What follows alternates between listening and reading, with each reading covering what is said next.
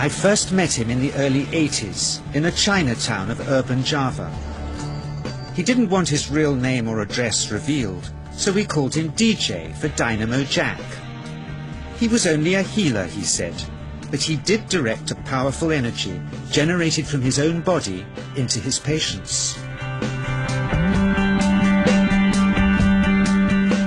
Sometimes he used the needles, sometimes just his hands. He called the energy Qi, and it was so strong that he usually needed a grounder to hold his patients' feet. For years we followed him around Java on his healing rounds, pleading to be allowed to film him, but he always refused, saying his powers resulted from a type of meditation with an ancient tradition of secrecy. It was only when my brother Lorne was suffering from a serious eye infection that he finally allowed us to film him in 1987. It was nothing like any acupuncture I'd ever had. I was getting really powerful electric shocks and couldn't control my movements at all. Yin yang, positive and negative, you know. And my positive from here and my negative from here. And we meet together, this can get like electricity. And is this because you're special? You have a special sort of it's meditation every day. It's meditation that does it? Meditation every day. Like you can touch me, like this. It's nothing, okay? It's my burn. It's just like this. For our sound recordist, it was also a shocker.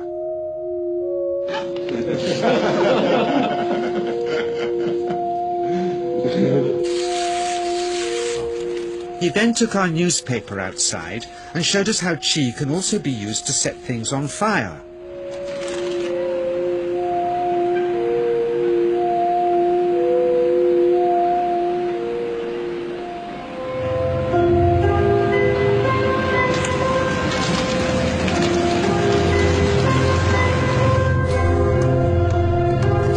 When he heard we'd shown this footage in public, he was very upset and refused all our future efforts to contact him again.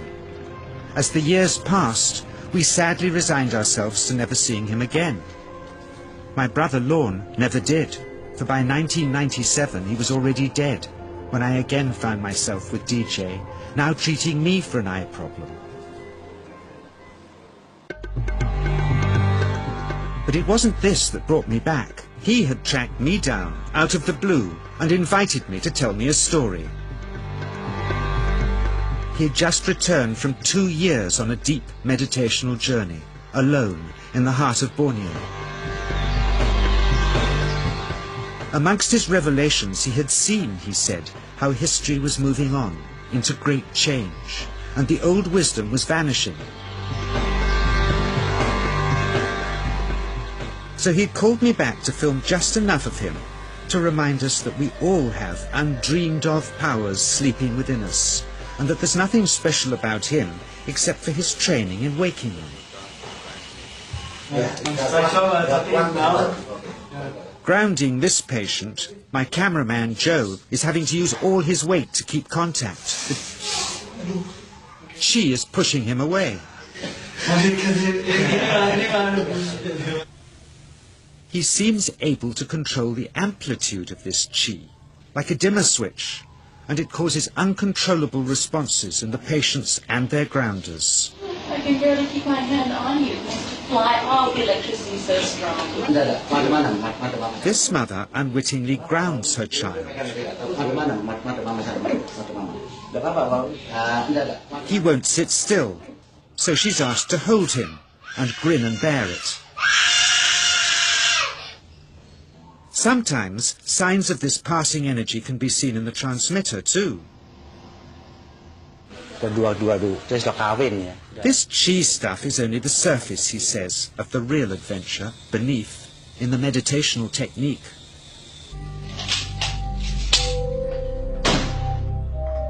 Projecting Qi from the palm of the hand can also be used to resist rifle pellets, he says.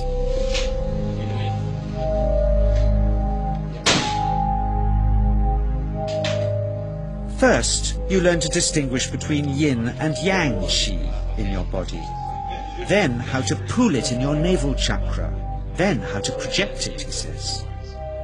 And it's the proportionate mixture between yin and yang which accounts for different effects, like pulling or pushing objects or igniting them. Then he gets really strange. He says that mastering yin qi is the key to the spirit world. There's a long tradition of Indonesian krisis being possessed by spirits. So people bring him their krisis to see if they're duds. Here, he says, he doesn't manipulate matter by projecting mixtures of yin and yang qi. He merely creates a field of yin energy in which, he says, if there's a spirit, it can manifest itself.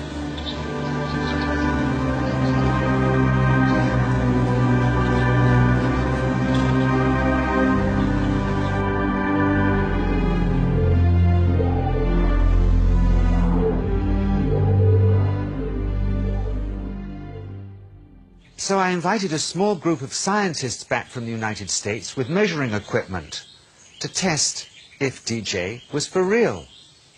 And if so, where might this energy belong on the electromagnetic spectrum? Catherine Cook, CEO of the Mind Science Foundation in Texas.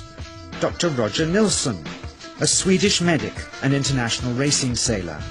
Dr. Greg Simpson, a physicist from New York's Albert Einstein University, and Andreas Polak, one of DJ's Australian students. The visitors are confident they'll uncover him as a fraud in no time. Greg is the first guinea pig, and he's uncomfortable about showing that he can feel anything at all. Dr. Roger doesn't know what to expect.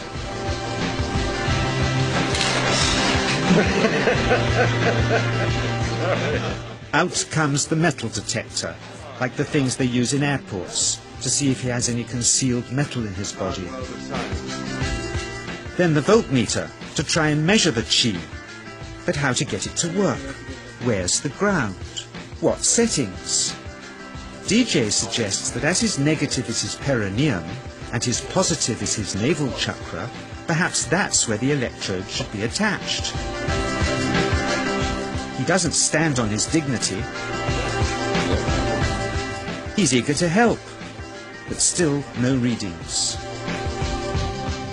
They're getting shocks off his arm, and now they're on the right settings, but the needle still isn't moving. DJ says it isn't electricity, it's qi. It's 1, 2, I feel it in my whole body. I feel it at 3, 0.3, I feel it in my legs. Shit. But suspecting there's some tricky setup on his premises they can't find, they insist we all go to a randomly chosen hotel room several miles away to see if he can light a light bulb with his fingers. It doesn't ground on the wall. So Greg holds and grounds one wire, while DJ pumps qi through the other. The bulbs are LEDs, light-emitting diodes, which ignite in different colors according to the intensity of current. Yes. On, off, on. Brilliant. Oh, you're blinking. Things were going well. DJ was enjoying it too, until he invited us all out to lunch at his local, where he tried to push a chopstick through the table. He couldn't get it through the formica surface, so he came up through an inch of wood from underneath.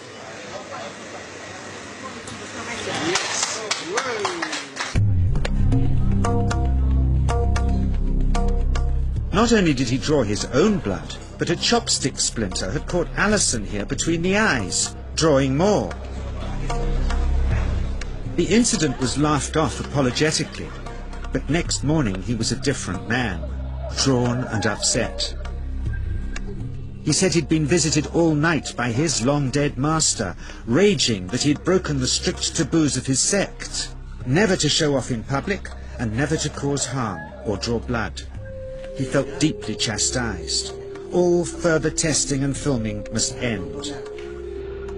Never again would he submit to public scrutiny, nor accept any new students. He would sink from sight and continue his healing in obscurity, as he had done since before we met him in the early 80s and had always told us was right.